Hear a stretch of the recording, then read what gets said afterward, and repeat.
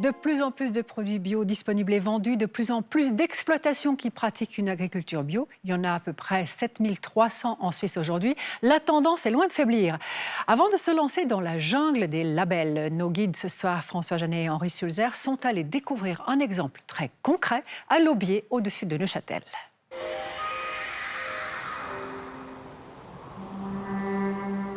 Bio de A à Z.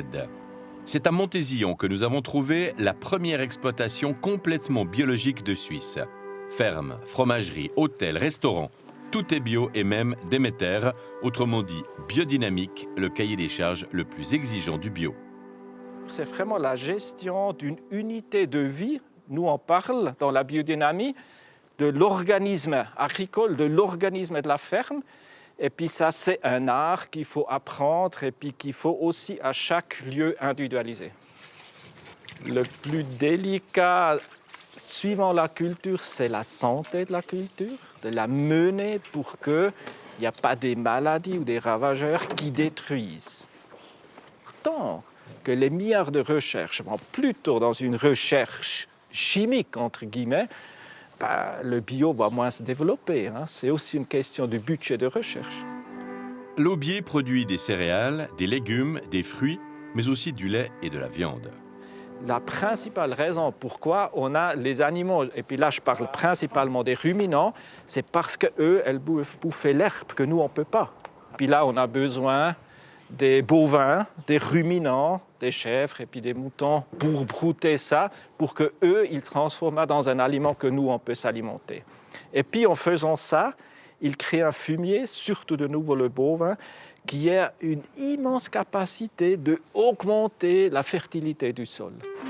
Le lait bio de la ferme vient de vaches nourries grâce à des pâturages sans herbicides ni engrais, bien sûr, et où les antibiotiques sont limités au seul cas de nécessité absolue.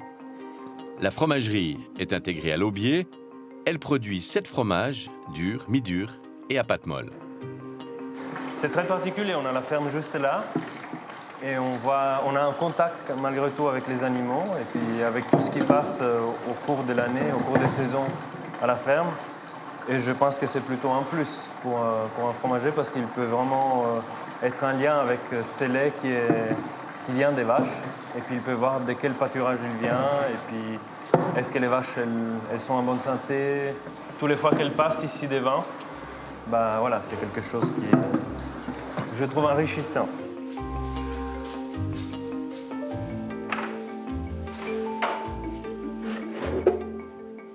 Le lait bio, il reflète l'utilisation du pâturage, l'utilisation du foin et pas trop d'utilisation des céréales dans l'alimentation des vaches, je dirais. C'est surtout une des choses qui marque le plus. À quelques kilomètres à peine de l'Aubier, c'est à la ferme des Trois Rots, où il était en visite, que nous a donné rendez-vous Pascal Olivier, le responsable roman de Bio Suisse, garant du label Bourgeon, une marque déposée dans les années 80 par les paysans bio de Suisse. Très clairement, le bio, avec ses 15% d'agriculteurs bio, on est dans le top 5, on va dire, des pays mondiaux avec le plus de production bio. Les leaders mondiaux sont l'Autriche, nos voisins de l'Est, avec plus de 25% maintenant de paysans qui travaillent en bio. En Suisse aussi, les gens sont très attentifs à ce qu'ils mangent, aussi au bien-être animal, à la biodiversité. C'est des thèmes qui touchent les Suisses et aussi qui ont un pouvoir d'achat important. Alors, produire bio, en Suisse en particulier, c'est vraiment une démarche totale, car effectivement, tous les secteurs de la ferme sont concernés, autant les vignes que les grandes cultures ou les animaux. Tout doit être conduit en bio, ce qui implique vraiment une immersion totale dans ce mode de production. Dans l'Union européenne, en revanche, l'exploitation parcellaire est possible. Un producteur peut faire du bio et du conventionnel.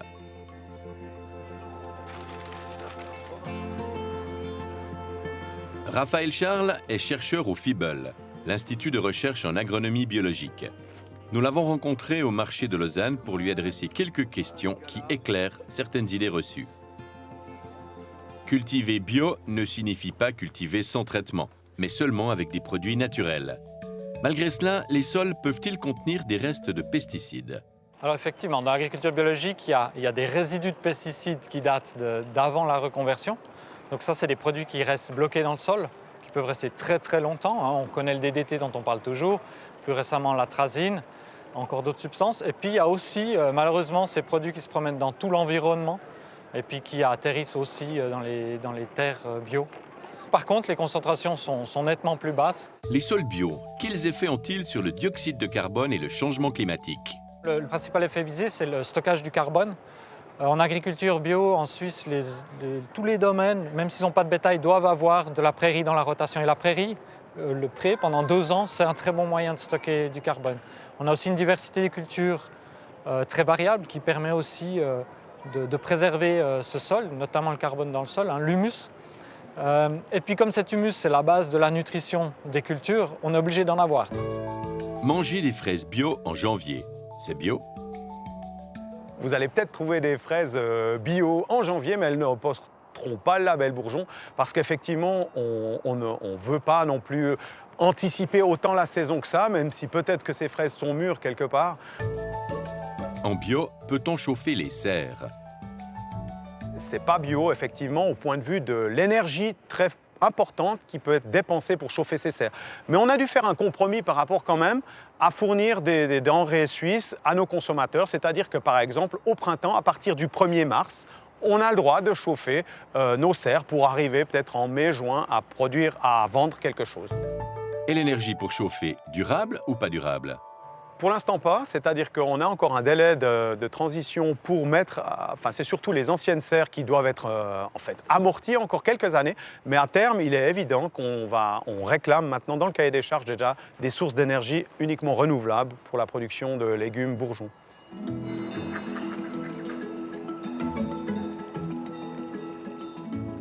Des légumes bourgeons de BioSuisse, une ferme entièrement Déméter. On vient de parler de 2 labels très exigeants et bien implantés en Suisse. Mais il y en a une trentaine d'autres, même si on ne parle que de l'alimentation. Avec ou sans critères régionaux, plus ou moins contraignants sur le plan du commerce équitable, plus ou moins respectueux des animaux, pas facile de s'y retrouver.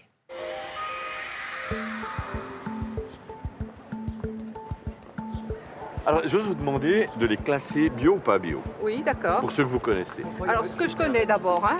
Alors, celui-là, ça, c'est des trucs que je connais. Celui-là, ça, je le connais. Été en bio. Label régional et coccinelle dans la colonne bio, ça commence mal. Oui, on les connaît pas tous, oui. hein. Allons-y, Non, mais- allons-y. Toi, tu Ah, il y en sais a pas- beaucoup, hein. Déméter, vous le mettez où? Déméter... Bon, ça, aucune idée non plus. Hein. Je connais pas.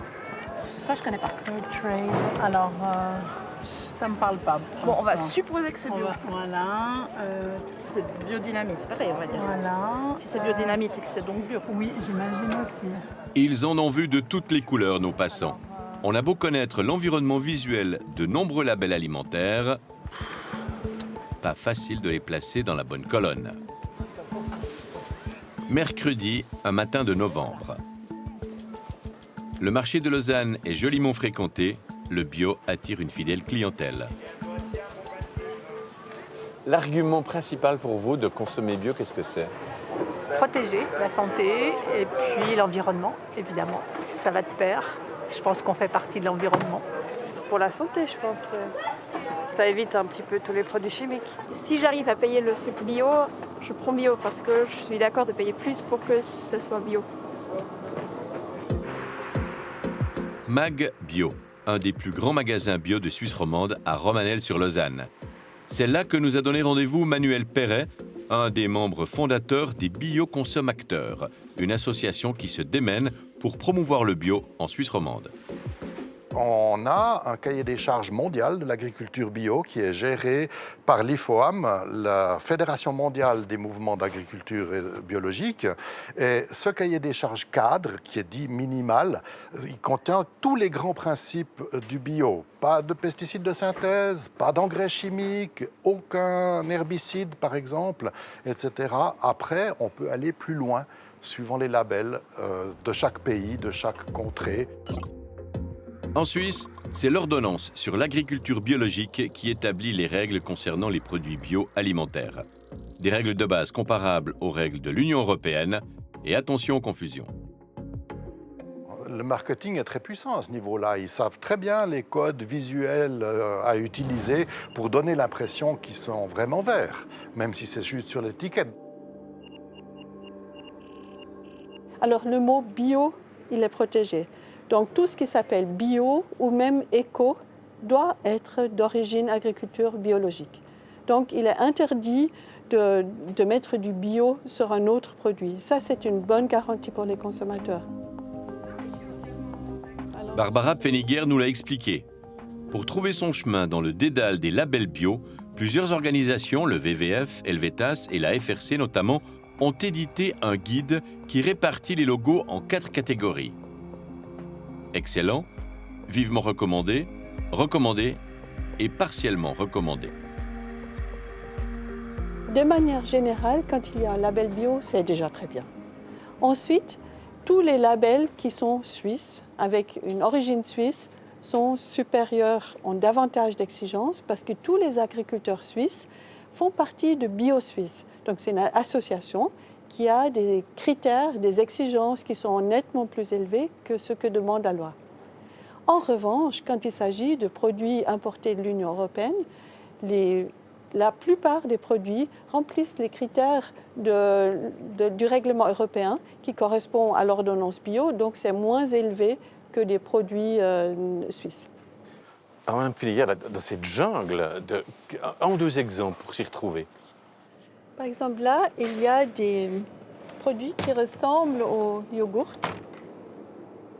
à base de soja. Donc, sur ce produit, d'abord, c'est marqué bio, ce qui est protégé par la loi. Et ensuite, il y a la feuille européenne qui correspond au règlement européen sur l'agriculture biologique, accompagné du label français qui est équivalent. Mais en tant que consommateur, il faut aussi regarder la composition du produit. Ici en français, on voit premier ingrédient, jus de soja, c'est-à-dire de l'eau et du soja. Ensuite, on voit dedans arôme naturel. Ça veut dire que cet arôme a été élaboré à base d'ingrédients naturels qui peuvent être de la pulpe de betterave, n'importe quoi, mais rien probablement en lien avec la cerise. Et on voit aussi qu'il y a un jus de concentré de sureau pour donner une couleur rose au produit. Autrement dit, quelle conclusion La conclusion, c'est que je considérerais ce genre de produit comme un produit ultra transformé. Ultra transformé, donc pas vraiment recommandé diététiquement. Manger bio ne veut pas nécessairement dire manger sainement. Dans le bio, on trouve aussi des produits transformés, trop sucrés ou trop gras, ou contenant des additifs discutables. Manger bio ne veut pas forcément dire sain. 3 exemples. Ces tranches de jambon sont bio. Quand vous regardez l'étiquette de près, vous lisez nitrite de sodium ou E250, un additif soupçonné d'avoir un rôle dans le développement du cancer colorectal. Vous avez aussi là-dedans du sirop de glucose qui n'a pas bonne réputation non plus et 2 antioxydants avec un label bio Migros. Même label sur cette pâte à pizza qui contient de l'huile de palme et un émulsifiant. En fait, quel que soit le label, il faut au moins que 95% des ingrédients soient d'origine biologique. Ces petits beurres au chocolat bio bourgeon contiennent du sirop de glucose, des émulsifiants et d'autres additifs. Donc pas forcément sain et pas forcément local le bio. Bonsoir Stéphane. Bonsoir Manuel. Alors dans des produits qu'on a là sur ce plateau, on a regardé un peu les différentes origines et là on fait un sacré tour du monde parfois. Oui, tout à fait. Oui. Là ce sont des produits de petit déjeuner. Un exemple, cette confiture est produite en Belgique et il est inscrit qu'elle est d'agriculture européenne et non européenne. Et avec ce produit de Denner, de label Enerbio, c'est aussi la même chose, agriculture européenne ou non européenne, ce qui veut dire qu'on aurait pu mettre sur la liste des ingrédients origine planète Terre quasiment, parce que ça regroupe tout le globe. Oui. Et puis on a cet exemple de jus d'orange. Alors bien sûr, on n'a pas d'orange en Suisse, on ne peut pas faire de jus d'orange en Suisse. Ici, c'est indiqué production bio étrangère. On s'en doutait, mais on ne sait pas d'où ça peut bien venir, vastes horizons. Californie peut-être. Et puis, vous avez là des céréales. Oui, alors c'est céréales. Alors ça, c'est Naturaplan. La liste est très précise sur les ingrédients. On trouve différentes origines. On trouve Allemagne, Autriche, Suisse, République tchèque, Europe, Brésil, Amérique du Sud. Ah, tout ça. Oui. Ce paquet de céréales a un label bio, mais pas de drapeau suisse. Pourquoi ? Oui, parce qu'avec plus de 10% de matières premières bio, bourgeons, étrangères, on n'a pas droit au drapeau suisse. D'accord. Dernier paquet que vous avez devant vous. Voilà, ça c'est un muesli Déméter, autrichien. Et si j'ajoute ce pain de seigle bio de chez Lidl, produit en Allemagne, on a un petit déjeuner si on rassemble tout ça. Ce panier de petit déjeuner, on l'a reproduit, imaginez, 7 fois avec tous les labels possibles et imaginables, ce qui fait 38 produits au total que nous avons confiés à un laboratoire spécialisé, Stéphane. Et oui, tout à fait. On a voulu savoir, bien sûr, puisqu'on parle de produits bio, s'ils étaient aussi purs qu'ils le prétendaient et s'il n'y avait pas des pesticides cachés à l'intérieur. Et résultat ? Et rien, zéro, rien du tout, rien dans la nourriture. C'est une bonne nouvelle, on peut manger tout ça. Et c'est aussi une bonne nouvelle pour l'environnement, puisque ces pesticides n'ont pas fini dans l'environnement. Aucune trace de pesticides dans ces 38 produits formidables. Merci Stéphane. Un label bio crédible doit être certifié et contrôlé. En Suisse, il y a très peu d'organismes accrédités pour effectuer des contrôles de 2 types d'ailleurs, sur la production agricole ou sur des produits transformés, comme c'est le cas à Lobby. Regardez. Ah voilà. Du coup, bio, parfait. Contrôle surprise à l'hôtel-restaurant de l'Aubier. Le cas est un peu particulier car les hôtels-restaurants bio sont rares. On a un cahier des charges qui est édicté par l'association Bio Hôtel. C'est un label privé, ce n'est pas soumis à une ordonnance. Et dans ce cas-là, on a toute la partie restauration d'abord qui est contrôlée, donc que les ingrédients sont bio, les vins, les boissons. Tout doit être bio ? Non, pas tout. Tout ne doit pas être bio en fait. Vous avez une part, par exemple les poissons. Si vous prenez du poisson d'élevage, oui, il doit être bio, mais du poisson sauvage, il ne peut pas être certifié bio. Christophe Cordès, le gérant, doit rapidement mettre la main sur les factures et les bulletins de livraison, mais ça ne le stresse pas plus que ça. Non, en principe pas, parce que je sais que tout est en ordre. Mais c'est toujours un peu surprenant et ça arrive souvent pendant l'heure du midi. Donc, il faut s'éclipser à quelque part et être présent après. Différents des contrôles agricoles, les contrôles des produits transformés ont leur spécificité. Ce qui change, on ne va pas certifier une entreprise dans sa globalité, on certifie des produits. On va vérifier du coup les recettes, parce que vous avez des exigences à ce niveau-là. Donc, que les ingrédients utilisés soient de qualité bio, que les additifs utilisés soient autorisés. Vous n'avez pas autant d'additifs autorisés en bio qu'en conventionnel. Et après, on a encore une partie qui vérifie les importations, vu que tout ce qui vient de l'Union européenne est reconnu en Suisse. Sophie Morel a l'œil exercé quand elle fait le tour complet du propriétaire. Alors en cuisine, plutôt, est-ce qu'il n'y a pas de micro-ondes? Parce que c'est un processus interdit pour la gastronomie bio. Et puis, voir les épices, principalement, plutôt ces petits produits. Est-ce qu'en fait, tout en stock est clairement bio? C'est la même chose? Ou bien est-ce qu'il y a du bouillon qui est utilisé? Ça ne serait pas autorisé selon certains labels bio aussi. Ce genre de choses. Alors, c'est votre produit corps, cheveux. Vous en avez un... C'est le même dans la douche? Oui, c'est le même. OK. Qui est certifié Cosmos. Vous avez même visité une chambre de l'hôtel. Oui, c'est aussi une directive du label Bio Hôtel qui demande que les produits cosmétiques, ça fait aussi partie de leur charte, soient certifiés. Et du coup, on regarde les produits proposés dans la chambre et est-ce que ça correspond à leurs exigences. Bio Suisse et Demeter. Parfait. Les contrôles inopinés ont lieu à des fréquences variables, mais tous les producteurs bio reçoivent la visite annoncée d'un contrôleur au moins une fois par année.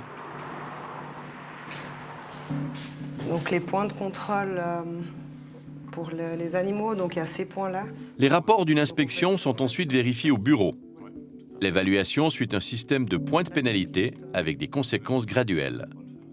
Alors ça va de la simple remarque, où en fin de compte c'est vraiment quelque chose de tout léger, et puis qu'on arrive à dire écoute, ça, il faut le régulariser, à justement, on peut aller jusqu'au retrait du certificat, s'il y a l'utilisation d'un herbicide par exemple, ou bien l'utilisation d'OGM, là le retrait du certificat est immédiat, quoi. Le plus souvent, les pénalités conduisent à une limitation des paiements directs. Les retraits de labels restent rares. Dans l'année écoulée, sur quelques 7000 exploitations bio en Suisse, on a compté moins de 10 retraits. La plupart du temps, quand même, un retrait de certificat, il n'est pas basé sur un événement sur la ferme, quoi. C'est généralement une accumulation même sur plusieurs années, quoi, où on arrive avec des différentes lacunes. C'est un système à points et Ce qui permet quand même à l'agriculteur, la plupart du temps, la première année, de corriger. Par contre, si la lacune n'est pas corrigée, elle est doublée, quoi. Donc ça dépend un peu de la gravité d'une erreur, quoi. Donc pour le cas de ce monsieur, on pourrait lui répondre comme ça, à la hotline. On peut se demander justement ce que valent les contrôles dans l'exemple que vous allez voir. Plusieurs labels bio assurent qu'ils prennent en compte les conditions sociales de la main-d'œuvre agricole. Mais quand on va voir sur place, ce n'est pas toujours le cas. Reportage en Andalousie.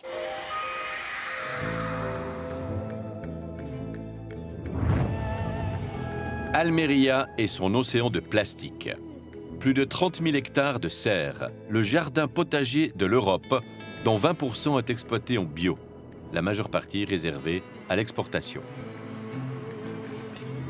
Robin Servilla vient d'arriver chez Bio Algarrobo, une entreprise qui produit fruits et légumes bio depuis plus de 20 ans. Contrôleur officiel en Espagne, Robin est accrédité pour certifier de nombreux labels étrangers, dont BioSuisse.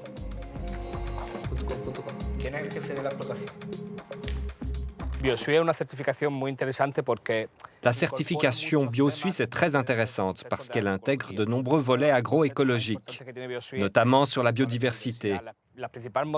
Mais ici, le label doit d'abord respecter la réglementation européenne. C'est la base avant la certification BioSuisse. Comme en Suisse, les producteurs bio espagnols sont contrôlés chaque année. Le contrôle commence par un travail administratif qui permet de vérifier l'origine des livraisons et des factures. Puis, sur le terrain, le contrôleur va vérifier que tous les points du cahier des charges sont respectés. Oui, les conditions sociales sont très importantes pour obtenir la certification de BioSuisse. Cela fait partie de la charte de BioSuisse. Les conditions qui concernent les travailleurs doivent respecter les normes légales du pays. Le salaire minimum, les horaires, comme l'exigent les autorités compétentes. Ironie du sort, il a fallu que nous venions parler de BioSuisse au Pays du Soleil pour qu'il se mette à pleuvoir. C'est merveilleux. Pourquoi ? Mais parce qu'ici, il n'a pas plu depuis 5 mois. Pourtant ici, les conditions de travail forment un nuage noir qui plane sur la réputation d'Almeria. Une journaliste d'investigation en immersion dans la région, Johanna Moreno-Michels, nous a mis en contact avec un travailleur agricole qui en a vu de toutes les couleurs. Chiki, un ouvrier originaire du Maroc, a bien voulu témoigner, mais anonymement. Pendant 3 ans, il a travaillé pour Biosabor, une société importante qui exporte jusqu'en Suisse des produits labellisés BioSuisse. Il nous payait 37 € pour 8 heures de travail par jour. Alors on s'est plaint au syndicat. Le lendemain matin, le chef nous a indiqué qu'il ne nous connaissait pas. C'était la porte.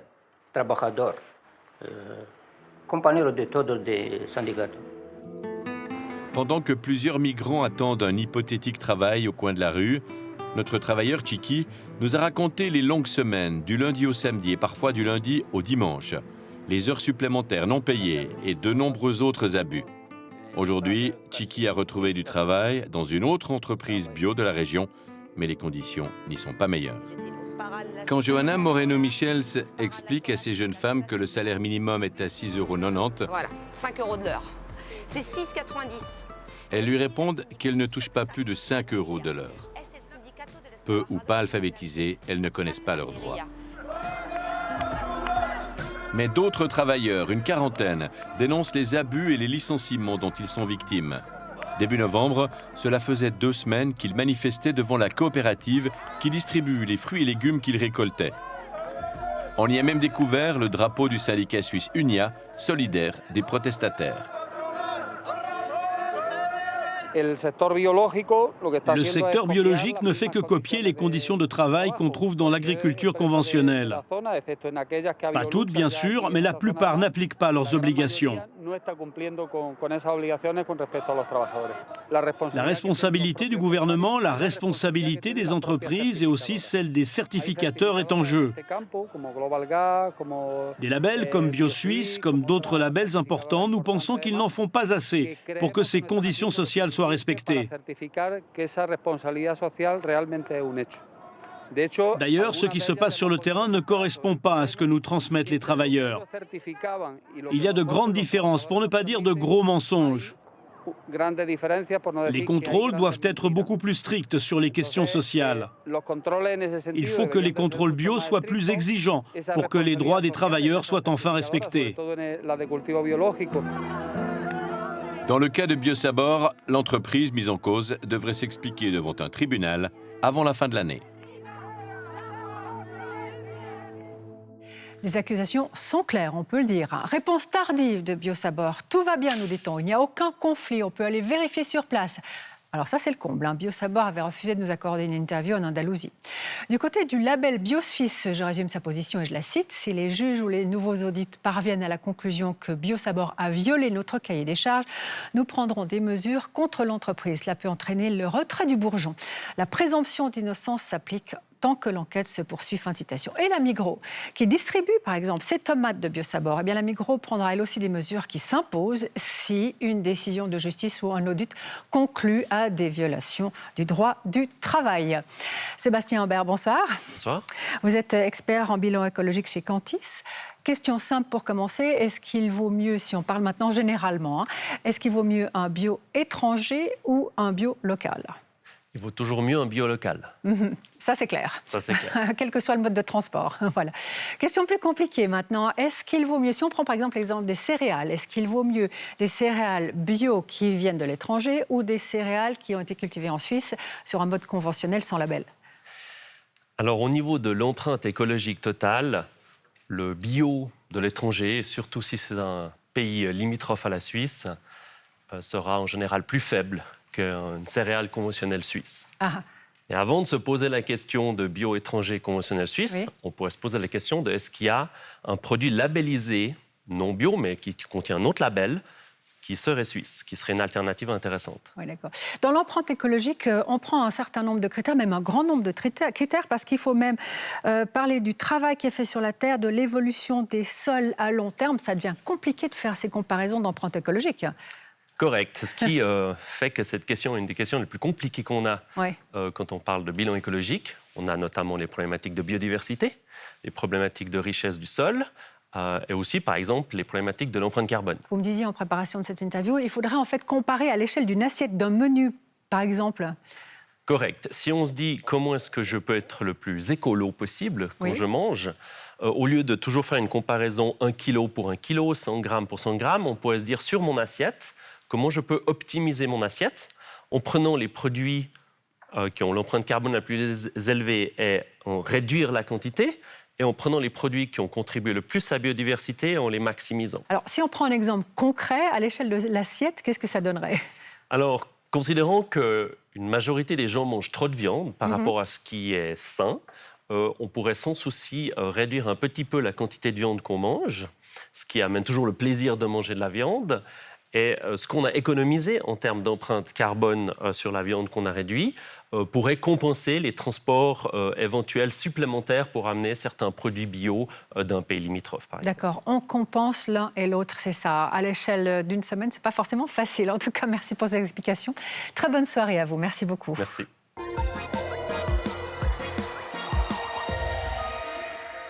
L'alimentation a toujours été une préoccupation importante pour les consommateurs. Et si on crée la Fédération romande des consommateurs aujourd'hui ? Question que vous posez, Sophie Michaud-Gigon, bonsoir. Bonsoir. Vous êtes la secrétaire générale de la Fédération romande des consommatrices, justement, qui fête ses 60 ans cette année, anniversaire important. Et cette question, vous la posez dans ce numéro très riche, numéro spécial de Mieux choisir, un numéro anniversaire. Que de choses se sont passées en 60 ans, impossible évidemment de les résumer. On va juste jeter un petit coup d'œil dans le rétroviseur pour commencer avec une séquence d'archives concoctée par Malik Meli. Nous sommes en 1971 et l'émission Temps présent s'inquiète. Peut-on encore s'alimenter sainement ? La question est posée. Est-ce que, d'ores et déjà, tout ce que nous mangeons et tout ce que nous buvons porte en soi des germes d'intoxication parfois irréversibles ? Utilisation des œstrogènes, traitement des cultures avec des engrais chimiques, sulfatage des arbres fruitiers à l'aide de pesticides, tout cela conduit-il à une grave pollution alimentaire? La population a-t-elle raison de s'alarmer? Sur un marché lausannois, interview de la vice-présidente de la FRC de l'époque. Oui, je crois que le public est assez angoissé. Il a l'impression qu'on l'empoisonne actuellement. Et même on essaye de le rassurer, de lui dire que les contrôles sont faits. Il revient toujours avec les mêmes questions. On n'arrive pas à les rassurer, au fond, les gens. Et par exemple, une des questions qui revient tout le temps, c'est celle du diphényle sur les oranges. N'est-ce pas? La publicité nous a toujours présenté les oranges comme un fruit essentiellement sain, plein de soleil, etc. Alors apprendre qu'il y a peut-être un produit chimique même dans le papier qui entoure les oranges, mais ça traumatise les gens. Oui, il y a une grande ignorance. Et alors cette ignorance, jointe à cette peur d'être empoisonnés, fait que les gens, au fond, saisissent tous les bruits et y croient passionnément.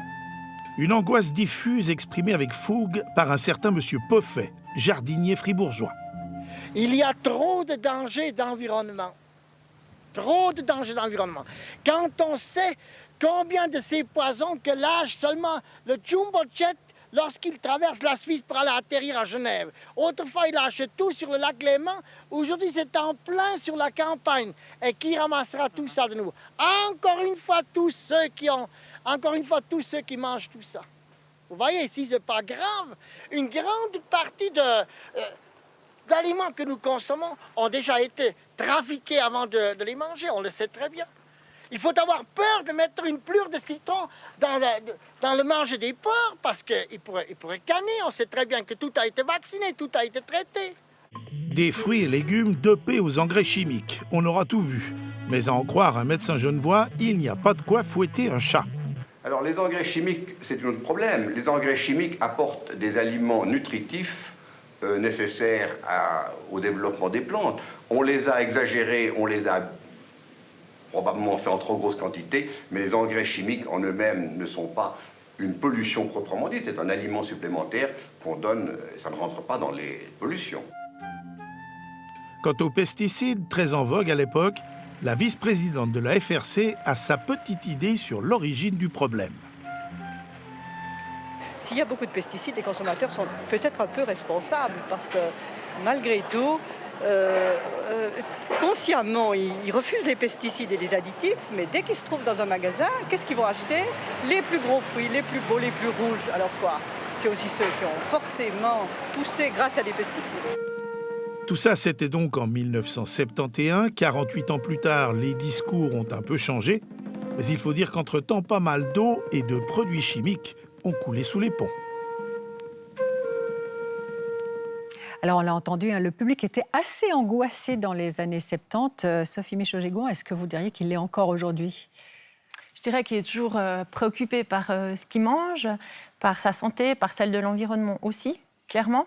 Et puis, finalement, on se rend compte, les fongicides sur les oranges, il y a eu dernièrement, en 2016, dans l'Union européenne, un souci avec ça de nouveau. Donc, la question de l'information consommateur, des tests, des enquêtes amenées, est toujours d'actualité, finalement, même si depuis, les pratiques ont évolué dans l'agriculture. Et puis, il y a eu des grandes victoires aussi, depuis ces années 70, du côté de la FRC, en tout cas. Oui, alors tout à fait. Après, on peut élargir un peu le spectre, et pas que l'alimentation. On a eu l'interdiction des phosphates dans les lessives. On a eu la surveillance des prix avec une initiative populaire qu'on a gagnée. On a eu aussi le remboursement des lunettes pour les enfants. C'est des petites choses du quotidien, mais finalement, c'est là qu'est la FRC. C'est dans le quotidien des gens, depuis 60 ans maintenant. D'accord. On se projette maintenant dans l'avenir, si vous voulez. Il y aura bientôt la question déjà même, de l'intelligence artificielle. Vous pointez dans ce numéro anniversaire, vous pointez les limites et les risques surtout.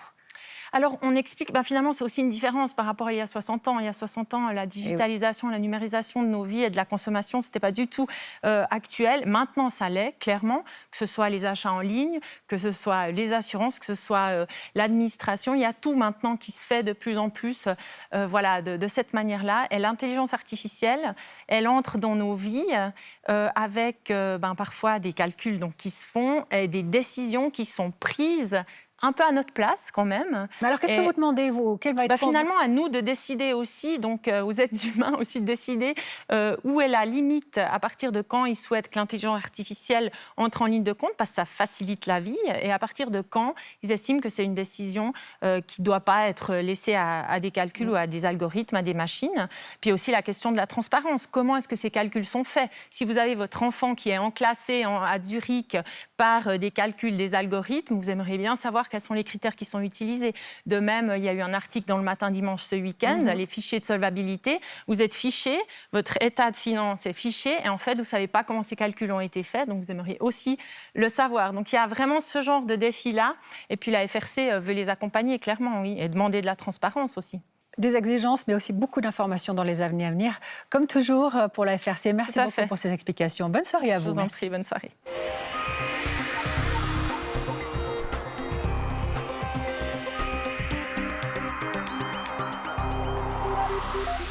Préoccupation aussi pour les consommateurs, la santé, les coûts de la santé. Vaste sujet, on pourrait avoir l'impression de brasser de l'air, mais quand il touche une personne en particulier, ça devient très concret.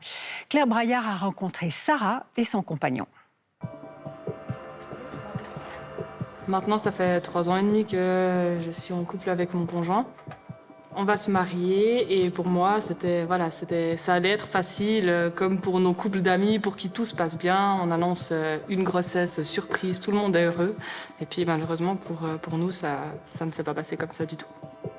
Au printemps dernier, Sarah, enceinte de quelques semaines, se retrouve opérée d'urgence pour une grossesse extra-utérine. L'embryon est mal placé et provoque une hémorragie interne. C'est la 3e fois que la jeune femme subit cette mésaventure. L'opération a duré plus longtemps que prévu. Quand je me suis réveillée, donc je venais à peine d'ouvrir les yeux, j'étais encore dans les nuages. Et là, on m'annonce qu'on a dû me retirer donc, les 2 trompes et que je ne pourrais plus avoir d'enfant de manière naturelle. On conseille alors au couple de se tourner vers la fécondation in vitro. C'est la seule possibilité qui reste à Sarah pour espérer porter un enfant. On va d'abord sur les sites internet, puisque maintenant on arrive à trouver toutes les informations dont on a besoin. Donc nous, les références, c'est bien sûr le CHUV et le CPMA qui sont vaudois, donc où ça parle français et c'est proche pour nous. Là, on est vite ramené à la réalité parce que quand on clique sur la rubrique tarifs, on voit les chiffres qui s'accumulent, qui s'enchaînent. Et tout en bas, c'est stipulé qu'il n'y a aucune prise en charge par les assurances maladie en Suisse pour ce traitement des FIV. En Suisse, il faut compter en moyenne 10 000 francs par tentative de fécondation in vitro, en incluant les médicaments et les examens complémentaires. Le traitement est 100% à la charge des patients. Sarah contacte tout de même son assurance en se disant qu'en raison de ses grossesses extra-utérines, elle a peut-être une chance d'obtenir une prise en charge. Espoir vite déçu, la réponse est négative. Dans des pays qui sont considérés par la Suisse comme étant moins bien organisés au niveau de la santé, comme la France, là, par exemple, les cas de fécondation in vitro sont pris en charge par l'assurance santé en France. Donc moi, j'ai vraiment beaucoup de colère vis-à-vis de ça.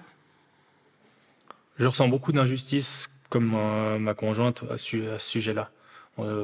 J'ai un peu l'impression de me dire que finalement, une femme qui fait une grossesse extra-utérine, qui manque de mourir, puisque c'était clairement ça, on l'a amenée aux urgences, directement, elle est partie dans le bloc opératoire, et qu'après, il n'y a pas de suite par rapport à ça. On a traité le problème dans l'urgence et il n'y a plus rien. J'ai un peu l'impression de dire, c'est comme une personne qui a un accident de la route, elle perd une jambe. Donc en gros, on l'opère, on va arrêter l'hémorragie, on va refermer la blessure. Mais après, si vous voulez une prothèse ou si vous voulez un fauteuil, c'est à vous de le payer. On se dit, finalement, on doit acheter un enfant. C'est un peu comme ça qu'on le ressent, vulgairement parlant, même si d'autres personnes pensent différemment. Mais nous, on se dit que contrairement à tout notre entourage, tous les gens qu'on connaît, c'est un privilège naturel qu'on n'a pas et qu'on doit faire des sacrifices, de gros sacrifices pour essayer peut-être d'en avoir. Ce sont des témoignages comme ceux-ci qui ont fait réagir la conseillère nationale, Valérie Piller-Carrard, qui interpelle en septembre dernier le Conseil fédéral sur la question du remboursement des fécondations in vitro. Oui, alors c'est clairement pour moi une injustice face voilà, à la taille de son porte-monnaie, comme on le dit. C'est vrai que suivant les coûts qui peuvent être supportés par les couples, ça peut aller jusqu'à 10 000 francs pour chaque tentative, parce qu'on sait que c'est pas la première tentative qu'on risque de tomber enceinte. C'est souvent après la deuxième, voire après la troisième. Donc c'est vrai que c'est des sommes qui sont quand même importantes. Pour Valérie Piller-Carrard, c'est d'autant plus injuste que d'autres traitements de l'infertilité sont remboursés. Aujourd'hui, il faut savoir qu'on a 2 types de processus qui sont remboursés par la LAMAL, c'est la stimulation ovarienne et puis l'insémination artificielle. Et c'est 2 méthodes en fait qui peuvent aboutir à des grossesses, mais qui aboutissent souvent à des grossesses multiples. Et on sait voilà, les conséquences que peuvent avoir aussi ces grossesses multiples en termes de soins. C'est souvent des grossesses qui sont compliquées, qui demandent un suivi beaucoup plus rapproché et qui ont un coût important, notamment pour l'assurance de base. Donc si on arrivait à avoir une méthode qui soit la plus efficace dès le départ, on éviterait d'avoir des coûts en fait, supplémentaires par rapport à ces grossesses multiples. Une solution serait de proposer des FIV avec implantation d'un seul embryon. Une proposition que Valérie Piller-Carrard voudrait voir étudiée par le Conseil fédéral. À Berne, c'est la Commission fédérale des prestations générales et des principes qui étudie toute nouvelle prise en charge de prestations. Pour cela, il faut qu'une demande soit déposée. Selon la conseillère nationale, pour aboutir, elle doit émaner de la communauté scientifique. Maintenant, j'attends de la part du monde médical, de la part de la Société suisse de médecine de reproduction, qu'une demande très concrète en fait, soit déposée auprès de la Commission fédérale des prestations générales, afin qu'on puisse traiter cette demande, qu'on puisse l'analyser et qu'on puisse prendre vraiment une décision de prise en charge des fécondations in vitro, sans l'appui, sans le soutien du monde médical, on n'arrivera pas à obtenir ce remboursement, ça c'est évident. Ouais. Avec l'organisation et le budget de leur futur mariage, les projets de fécondation in vitro de Sarah et Adrien sont pour le moment reportés. Si rien ne change en Suisse, c'est très probablement à l'étranger, où la facture peut être réduite de moitié, que le couple tentera sa chance de devenir parent. Pour qu'une demande aboutisse, elle doit émaner de la communauté scientifique, nous dit la conseillère nationale Valérie Piller-Carrard. Alors justement, on a un médecin avec nous, Nicolas Villemot, bonsoir. Bonsoir. Vous êtes médecin responsable de la médecine de la fertilité et endocrinologie gynécologique au CHUV. Alors question simple pour commencer, évidemment. Est-ce que vous êtes favorable à un remboursement d'une fécondation in vitro par l'assurance maladie de base ? Oui, nous sommes favorables à ce remboursement, sachant que l'infertilité, selon l'Organisation mondiale de la santé, est considérée comme une maladie et à ce titre, elle devrait être remboursée, prise en charge comme toute autre maladie. Alors que font les médecins ? Parce que j'ai regardé quand même de près la composition de cette fameuse commission fédérale des prestations. Il y a quand même 5 représentants de la profession, de votre profession qui y siègent. C'est la plus grande corporation. Que font les médecins pour essayer de faire passer ce message ? Il faut que ce soit remboursé. Alors en fait, il faut se rappeler que la loi fédérale sur la procréation médicalement assistée a été modifiée. On a voté à 2 occasions d'ailleurs. Elle est entrée en vigueur au 1er septembre 2017. Et cette modification de la LPMA permet d'effectuer le diagnostic préimplantatoire, mais permet surtout aussi de pouvoir mettre en culture des embryons et de les congeler. Et cette technique qui n'était pas autorisée avant le 1er septembre 2017 est à mon avis essentielle pour faire une demande de remboursement de la fécondation in vitro, pour une raison assez simple, parce que la possibilité de congeler et de cultiver les embryons permet de transférer un embryon à la fois. Ceci permet d'obtenir des très bons taux de grossesse, mais surtout permet de diminuer le taux de grossesse multiple d'une manière très importante. Et à mon sens, il était nécessaire que cette modification de la loi entre en vigueur pour demander un remboursement de la fécondation in vitro, en, si vous voulez, conditionnant le remboursement au transfert électif d'un embryon. D'accord. Alors, cette étape a été franchie, on l'a bien compris, c'était important. Et maintenant, est-ce que vous allez militer vraiment, objectivement, concrètement? Alors, une première étape qui a été faite, ça a été une demande auprès de l'Office fédéral de la santé publique de rembourser les techniques de préservation de la fertilité en cas de cancer. Donc ça a pas mal occupé les différents membres, notamment de la Société suisse de médecine de la reproduction. Une demande a été faite auprès donc, de l'Office fédéral de la santé publique et elle vient d'être acceptée et entrée en vigueur au 1er juillet 2019. Donc vous voyez, ça a été déjà un gros travail. Et c'est, à mon sens, une première étape avant de pouvoir maintenant faire une demande pour tout ce qui touche à l'infertilité. Donc oui, c'est des choses qui sont en cours. Et je pense que ces différentes motions qui ont été déposées, non seulement au Conseil national, si je ne m'abuse, mais aussi au Grand Conseil dans le canton de Vaud, je pense arrivent à point nommé. Et aussi au niveau de la société, je crois que la PMA, la FIV, était un sujet tabou pendant longtemps. Et maintenant, tout le monde a autour de lui quelqu'un qui a fait une fécondation in vitro et c'est entré un tout petit peu dans la vie un peu de chaque famille. Donc je pense qu'effectivement, c'est le bon moment maintenant, non seulement au niveau légal, au niveau des possibilités techniques, mais au niveau sociétal, qu'une demande puisse être faite. D'accord. Alors, je sais que beaucoup de couples et de femmes comptent sur vous et peut-être qu'alors le département fédéral de l'Intérieur, puisque c'est lui finalement qui décide, en définitive, pourra dire oui à ces remboursements. En tout cas, merci beaucoup pour vos explications. Très bonne soirée à Lausanne. Au revoir. Merci.